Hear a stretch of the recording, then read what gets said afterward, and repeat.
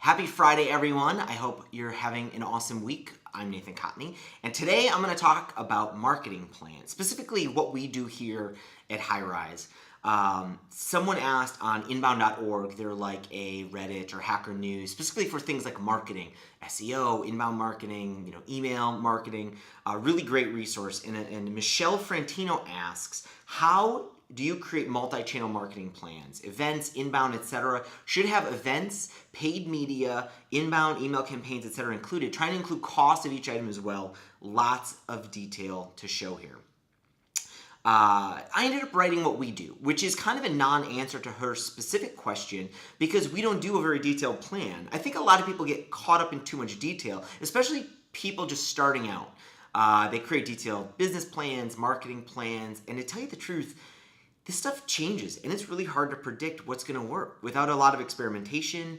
And so I really don't think it's all that much worth creating a lot of detailed marketing plans, especially since it's really also hard to measure the ROI of specific things you do with marketing. It's really hard to judge. If I go to a conference, does this really, result in new sales of my product? Often it's really hard to judge. So we don't do a very detailed marketing plan here. I really don't think it's worth our time. I think it would be a waste, and I think it's a waste for a lot of people.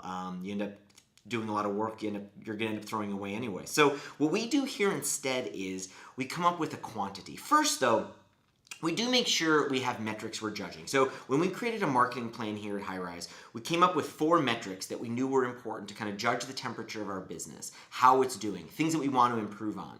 And 4 is already kind of a lot. 1 is usually good enough. Stick to a few. If you're doing 20 different things that you think you have to kind of put on a dashboard or keep track of, it's probably too much. We have 4. One of them we only really kind of keep track of just to make sure we haven't screwed anything up because we've screwed this one up before and things got bad. So really 3 of them are things that we're kind of gunning to try to improve. Things like our conversion rate, things like our traffic. Once we have those in place, we have something we can watch just to make sure we're doing, we're improving this month after month after month. But so our marketing plan is really simple. We do X number of marketing things per month.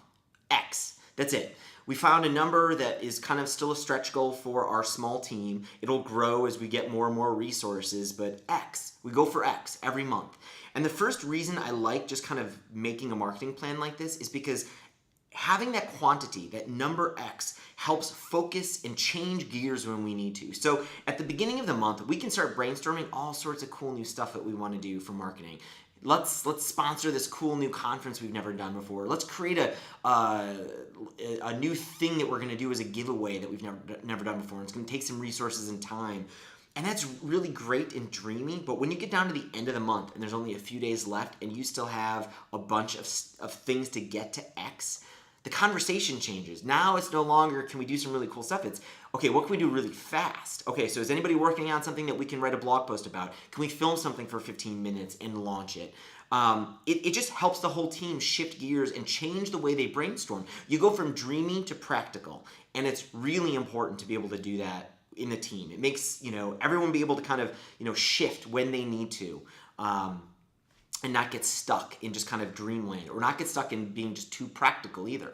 Another reason I like it is we also do this. So Y number of things of our X, so we have this number Y, has to be experiments. So we don't get caught just doing the same thing. Y number of things each month needs to be something different that we haven't done before. Even if it's something small, like let's just A/B test some new copy or a new picture on our homepage. Sometimes it's crazy. Let's sponsor a conference. We've never done that before. Let's do it this month, and that will be Y of our experiments.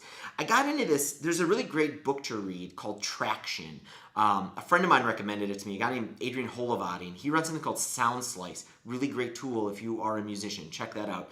But so he also wanted to kind of up his marketing game, and Traction really encouraged him to experiment, do things he's never done before. And he did this, and what he found was he started doing trade shows, and that's something he never would have done unless he had kind of commanded himself to start doing new things he's never done before. And now trade shows turn out to be a really great way for him to get new business. So I encourage you to have Y number of things that you're going to do this month that you've never done before. That really is our marketing plan, X and Y.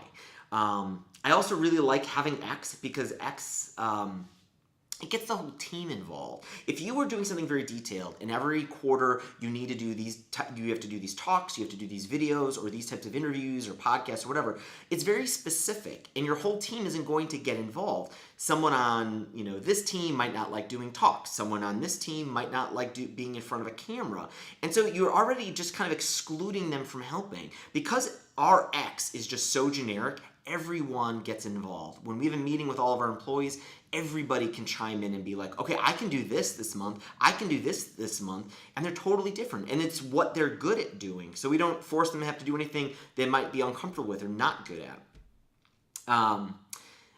The last point I'm going to make about our marketing plan is it allows you to just kind of change with your own mood. So, 1 month comes and I feel like I haven't spent enough time at home or we just haven't spent enough time with my family. I don't feel like I'm pressured to have to do a talk or get on a plane, right? I'm just trying to meet X. So I'm going to do what I can do this month that works for me, that makes me happy. I'm going to write some blog posts maybe or do some videos, things that are going to keep me closer to home. Anyway, that's what we do. We come up with a quantity of things that we're going to do each month, and Y is going to be experiments. And that's it. It works really well for us. We've been really enjoying the fruits of our marketing plan and really like the conversations we have with the team about it. So I recommend exploring doing it that way, at least for a little while. Then get into detailed marketing plans. That's it. I hope you have an awesome weekend. If you're in the U.S., happy 4th of July. I hope you really enjoy the weekend and get some time to relax. And thank you so much for watching. We just crossed, I think, 370 subscribers. So this channel is growing like crazy, and I love doing it. So if you're new here, please hit the subscribe button below. Please leave a comment. Please hit the thumbs up button, or just let me know what you want to, if you have any other questions about Highrise, you want me to kind of go into more detail about something, just please let me know. I'd love to cover it. I will see you soon. Have a good one. Bye.